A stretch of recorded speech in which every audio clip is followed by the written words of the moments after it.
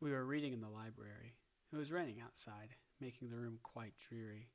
It also just so happened to be the last Tuesday of the year.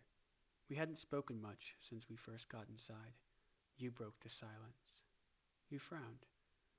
It looks like we're back here again. Well, of course. It is Tuesday after all, I said with a small smile. Don't you get bored of this? Isn't all of this just a tad overdone? You said pushingly. I gently closed my book on Belgian history and looked up at you. No, not at all, really. I mean, sometimes it can be a hassle coming here, and sometimes I'm pressed for time to really make something out of Tuesday, but I enjoy being able to dive into. You cut me off. Yeah, that's great, no, but doesn't all of this get boring? I took a deep breath and asked, let me put it another way. Have you heard of Samsara? What? You said confused. Samsara is a Hindu and Buddhist term. Essentially, it's the unending cycle of life, death, and rebirth, I said. Oh boy, well, if this life keeps being this boring, I might just be better off dying and being reborn as a frog or some shit, he said disappointedly. Ha ha, very funny, I said sarcastically. I brought it up because I think it resembles our Tuesdays together. Sure does, you said sardonically. No, for real, think about it. When we come together to read and then to talk about it, a version of ourselves dies and a new one is born and... You stop me. Isn't that a bit pretentious, you edgelord? Maybe, I replied.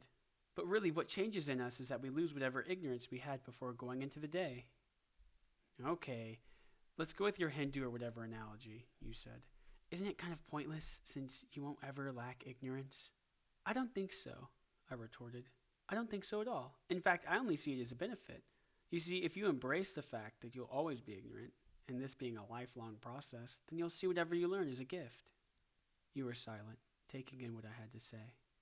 In fact, I continued, while you might suffer by having your ideas changed, the Hindus and Buddhists call this suffering dukkha, by the way, I think the cycle of learning and relearning to be fulfilling all on its own. Okay, I'll bite. Aren't you supposed to achieve nirvana or something? You asked. Don't you? I asked back. Don't you become enlightened every Tuesday? Well, when you put it like that, you trailed off. We were silent for a bit. I opened up. I know it can be a little repetitive, so maybe next year I'll try something new. Just for you. I'd really appreciate that, you said. I think it'll be good to spice things up a bit. Yeah, we'll still have Intellectual Tuesday, but it'll be a little different, I said with a smile. I'm happy to do anything as long as I get to grow. With you. We smiled at each other, then went back to our readings. The rain held strong outside the library, though the sun was sure to come out, and we could walk home. Together.